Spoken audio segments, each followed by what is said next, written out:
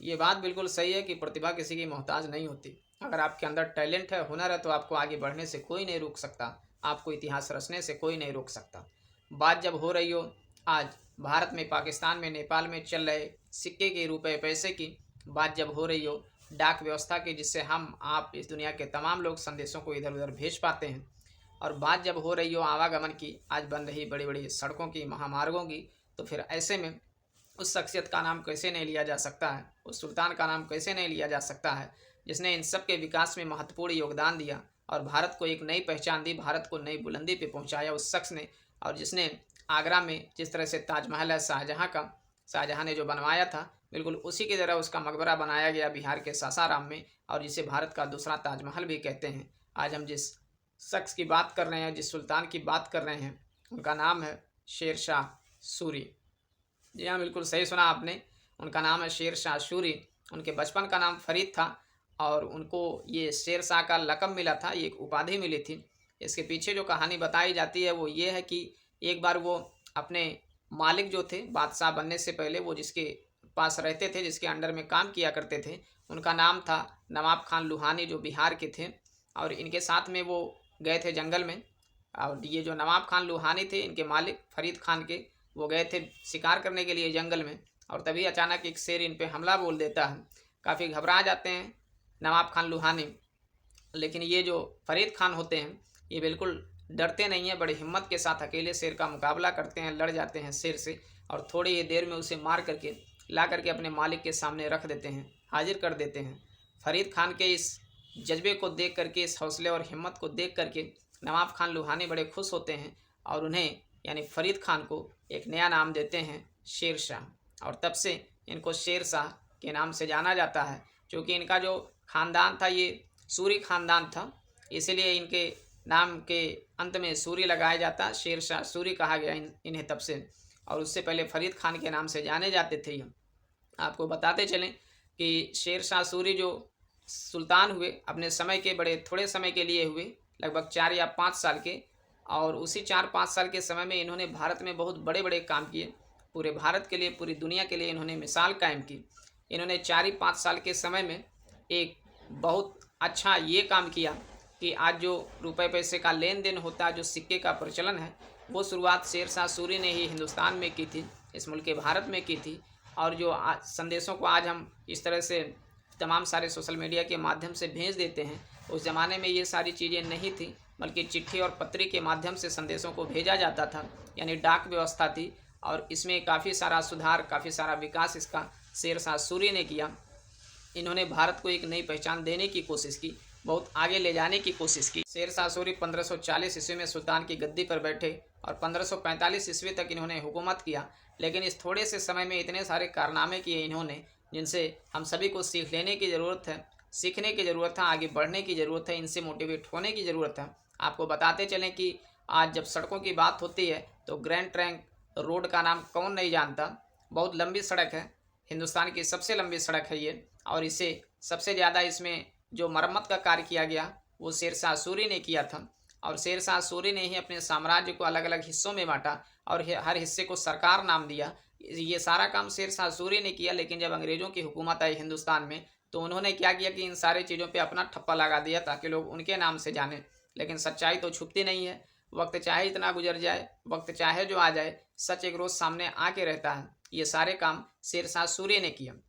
और शेर शाह सूरी चूँकि बड़े ही शेरदिल इंसान थे, इन्हें आज़ाद होकर रहना ज़्यादा अच्छा लगता था, पसंद रहता था।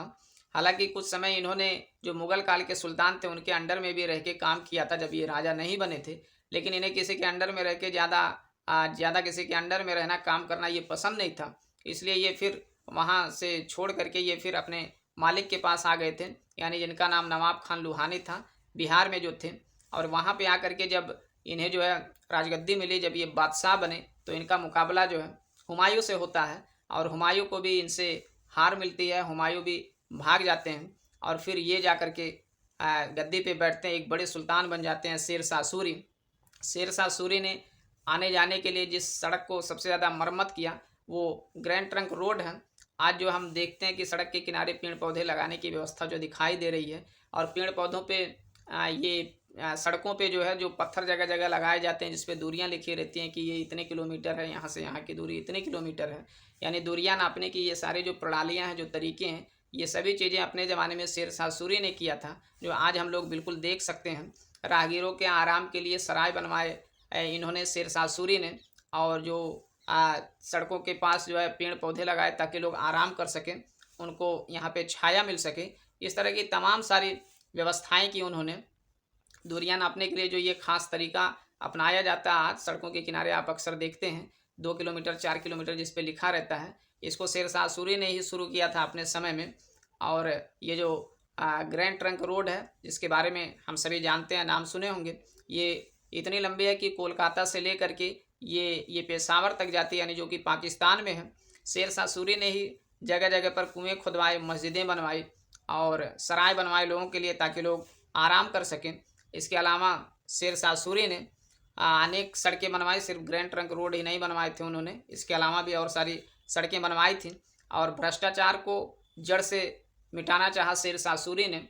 खास करके ये शेरशाह सूरी ने या धर्म के नाम पे जो अत्याचार हो रहे थे, लोगों को लूटा जा रहा था, इस पर काफ़ी सख्त निगरानी रखी शेरशाह सूरी ने, और धर्म को बदनाम नहीं करने दिया लोगों को, क्योंकि धर्म के आड़ में लोग बहुत सारा पाखंड फैला देते हैं, लोगों को ठगने लगते हैं। तो इन सारी चीज़ों पे शेरशाह सूरी ने खास तौर से रोक लगाया, चाहे वो भले ही मस्जिदें क्यों ना हो। अगर मस्जिद के नाम पे जो लोग कुछ षड्यंत्र रचते थे या कुछ खुराफाती करने की कोशिश करते थे, उन पे शेरशाह सूरी ने भयंकर रोक टोक लगाई। अलग से निगरानी करने के लिए उन्होंने आदमियों को रखा। हालांकि पूरी सूरी सल्तनत जो था वो 1540 से शुरू हुआ और 1557 तक चला, ये लगभग 17 सालों तक चला ये। लेकिन शुरू के जो 4 से 5 साल के समय थे जिसमें शेरशाह सूरी की हुकूमत थी, उसमें इन्होंने इतना भयंकर काम किया और थोड़े समय में इतना ज़्यादा काम किया कि इन सब से हम सभी को सीख लेने की ज़रूरत है। इससे ये पता चलता है कि शेरशाह सूरी बहादुर होने के साथ होशियार भी बहुत ज़्यादा थे और ये दूरदर्शी थे। इन्हें बहुत सारे अनुभव थे ज़िंदगी में, जिससे ये बहुत ही कम समय में इतना ज़्यादा कारनामों को अंजाम दे सके। इन सभी से हम सभी युवाओं को, इस पूरे देश को, पूरी दुनिया को सीख लेने की ज़रूरत है। आज बिहार में अगर आप जाते हैं तो बिहार के सासाराम में देखेंगे कि हुमायूं का मकबरा है, जिसे भारत का दूसरा ताजमहल कहा जाता है।